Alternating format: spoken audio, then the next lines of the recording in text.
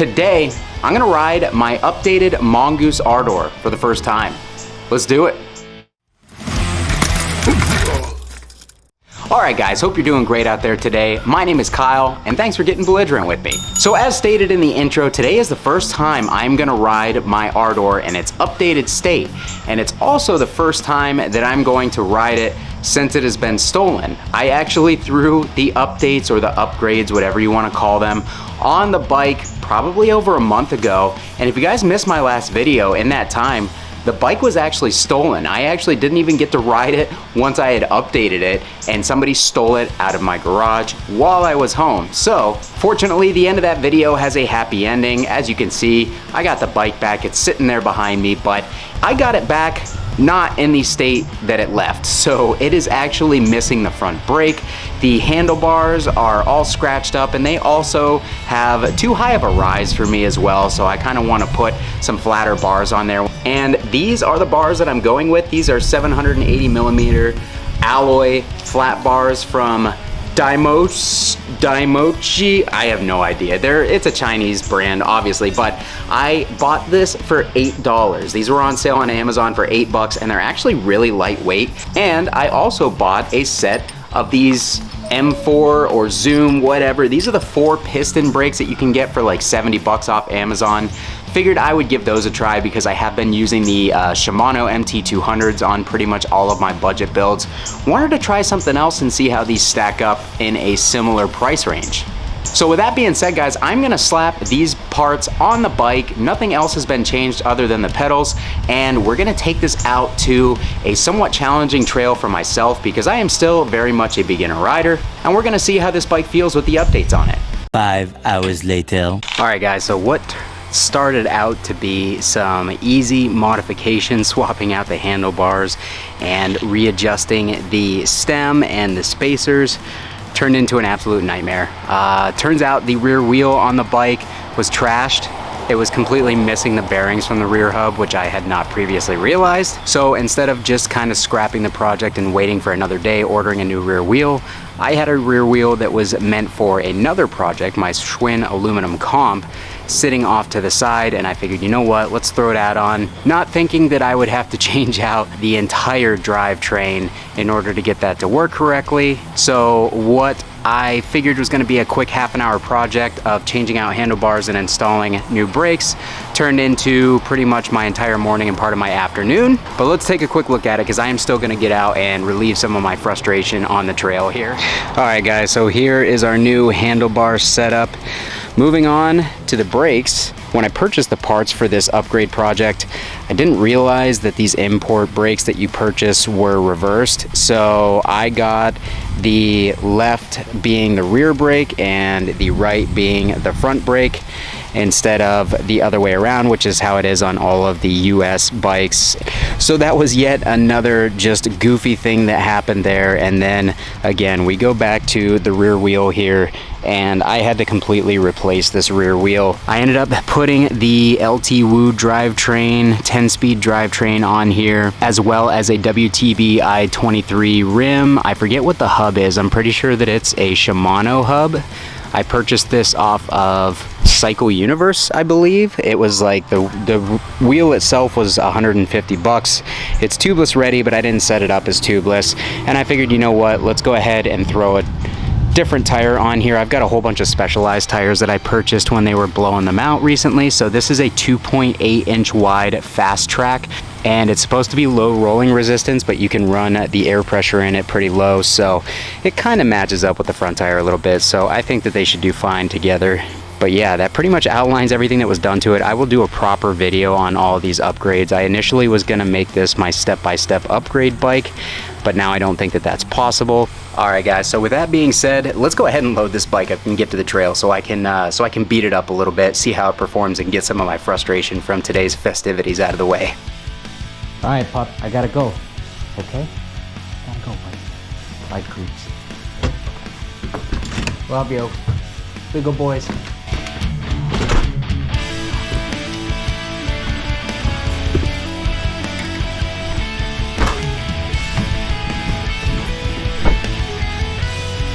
Let's go. All right, guys, here we go. first ride. The bike still does feel a tad small for me, even after the updates. Drivetrain's a little crunchy back there. Oh, right into the mud. So I'm used to squeezing the front brakes harder and I'm skidding my back wheel, so I pretty much figured that that was going to be a problem, and it is. That's going to get confusing in the long run. I don't know if these brakes are going to stay. I do have them set up for one finger braking, but so far, even after trying to bed them in a little bit, doesn't quite seem that they're capable of it. Now remember, I only got to ride this bike a couple of times before it got stolen in its stock form. So I really don't remember much of how the stock experience was on this. I remember I was pretty unimpressed to start with. A lot of that had to do with the brakes and drivetrain though, and those are gone now, so.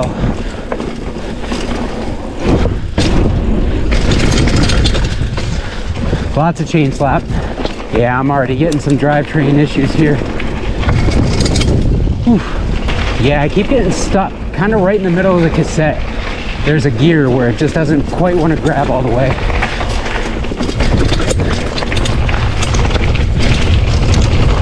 All right. Yeah, this fork is bad. I mean, I remember it being bad, but it feels real bad. I still feel like I'm leaning over the front quite a bit. Soupy poopy. All right, here's how we see it just shifted down pretty well considering I had my weight on it. Here's how we see how well it actually climbs though. This is a reasonable climb. I did it on the stock Schwinn Axum the other day. Man, just the way I feel like the pedals are just right underneath me. I like to sit a little bit high on my bikes to get pedal leverage, especially when climbing. And on this bike, it just feels like those pedals are seriously like right tucked up underneath my legs. Makes it pretty uncomfortable to ride.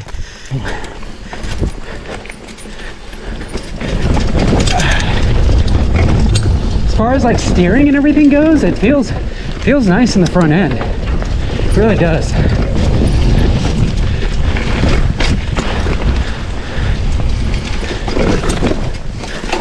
Let's head over here because this is one of the more fun parts of the trail. I can feel, because I'm leaned forward so far, my hands are getting numb already, and I'm only a few minutes into this ride here. We do need a little bit of adjustment on this drivetrain though. There we go. Seems to be grabbing a little better. A couple little barrel turns. All right, here's where things start to get a little bit more technical. Just wanted to make sure I was going the right way. Get some roots, get some fun little downhill action. Again, we're set up for one brake, or single finger braking, getting some chain slap.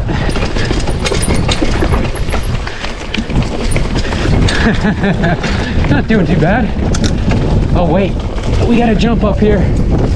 That's right. Let's see how it goes. Ooh.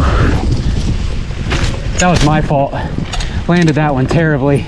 All right, let's try that jump again though, because we did not hit that very good. There we go, much better. Did we chain drop? No, we did not. No chain drop. Okay. I just don't feel as confident on this bike. And I think that that has pretty much everything to do with how I feel very caged in on the bike. I did put this seat post from the TAF on it in order to kind of scoot the saddle back a little bit. I may get a saddle with longer rails that I can scoot it back just a little bit more and I'll feel a little bit more comfortable. I actually have a set of handlebars on that Schwinn Axum that I robbed this drivetrain and rear wheel from that has a 15mm rise. They're the same brand as these, so I may swap the two of those. I may end up putting the 15mm rise bars on the Mongoose Ardor and then throw these onto the aluminum comp. It is still heavy though. I can tell when I'm trying to lift off over things. Definitely heavy.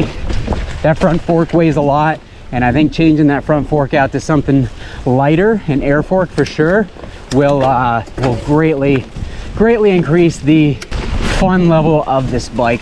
Now what do I go with? Like, do I just go all out and go ahead and get a nuke-proof front wheel with boost spacing and get something like a RockShox Recon Gold? What's the best fork under 500 bucks? Right now I have an Apixon, I have a RockShox Recon, and I have a RockShox Judy air fork. installed on some of my other bikes. I think I like the Judy the most for what I do. It seems to do the best on the smaller stuff, which you guys probably know by this point. I don't hit a lot of jumps. This jump here is actually the biggest jump that I hit, and I'm still getting used to it. It is fun though. I do like hitting jumps. But I kind of want something that's going to be good on the Rudy stuff that you guys saw before we hit this jump. Yeah, this bike is not a climber, that's for sure. Even with the 50-tooth cassette, I'm struggling. It doesn't even feel like the bike's shifting, is it? Yeah, okay, we're halfway down the drivetrain. I'm like, man, if this thing is like just totally busted at this point, I'm not gonna be happy. I'm not gonna lie, guys, I was pretty excited to ride this bike after the unexpected upgrades, but it's been pretty disappointing so far. All right, guys, we're gonna pack it up for now. I definitely planned on riding a little longer, but with the issues that we're having, I'm just getting frustrated. It's not very much fun, so I'm gonna take it home, make some adjustments before we do anything else. All right, guys, so I have the Schwinn Al Comp down, and I am going to actually rob these riser bars off of it because they actually feel like they sit almost a little too high over here, whereas these ones don't sit high enough. We're gonna do the old swap-a-roo. I'm gonna take a link out of the chain, we're gonna adjust the drivetrain, and I'm gonna head back out down the road to my local trail. All right, guys, so I am back out. I did the modifications to the bike that I had been talking about, and it already feels much better. So let's take a look at it real quick. So over here, we have the riser bars on it now. These, I'm pretty sure, are 30mm rise, not 15 like I had originally said. The rise is actually pretty steep on these things, but man, did it literally make all the difference, which fits, mwah, chef's kiss, if you could see my hand. Okay, over here, I actually had a longer aftermarket saddle with longer rails that I threw on, and that actually helped position my butt a little bit further back on the bike, and it feels just overall, the bike feels way more comfortable as is now. And then finally, I took out one of the chain links on this LT Woo drivetrain, and it shifted perfectly now. But everything seems to have come together nicely with those few little tweaks. So let's go ahead, let's get one quick ride on it. As you guys can see, it's already starting to get to be that time of day where we're gonna run out of daylight in the woods. So let's get on it. All right, guys, here we go. Let's jump on this trail. Oh, that fork is so heavy, it's insane.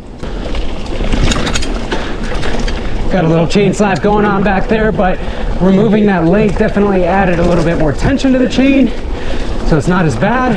Let's see how these brakes work. Ooh, that was actually really sketchy. They did not work very well at all. Okay. Yeah, the one finger braking did not cut it on that fast little slight downhill segment. That was a little scary. I can already tell that my hands are not gonna go numb while riding this now that these handlebars are higher, so that's nice. I'm about all the way through a 2-mile lap on this trail, and the drivetrain is doing great. It's also that time of day where you start seeing things in the woods, thinking that you're seeing something, but really it's just your eyes adjusting. So nothing like a good old-fashioned creep out to get that adrenaline flowing. All right, guys, I really have finally managed to kind of get this bike into a much more comfortable riding position, which makes me feel like I can actually kind of test it out now. I think I'm starting to get the hang of the brakes too. It's almost like this thing's a real bike. Let's feel this fork. Terrible. Literally feels like, you know those little doorstop things that you used to mess around with a kid? You would flick it and it would go drrrr. That's what this freaking fork feels like. Just a big spring that keeps going. This thing's going straight in the trash when I take it off. All right, guys, the bike feels dialed now. Other than the fork, I actually stopped and fixed my seat. So let's test these brakes again on this downhill one last time, and then we're calling it a day. Hopefully with 2 fingers, they work out better than with 1 finger. And I can finally feel safe and comfortable on this bike.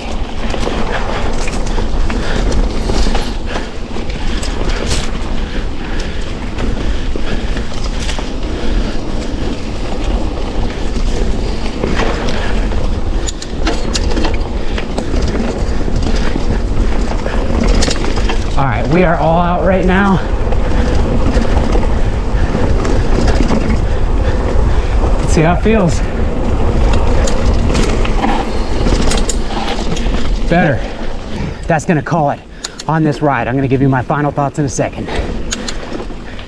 All right, guys, so ride is in the books now, and honestly, I am super impressed with the bike as we have it set up. I'm gonna go ahead and change that fork out tomorrow and throw on the bottom bracket, the hollow bottom bracket, so that we lighten this bike up and basically complete the $500 upgrades. But this was meant to be kind of a shorter video, and it turned into a whole different thing. So if you guys stayed for the whole thing, I appreciate it. Make sure you hit the like button on the way out.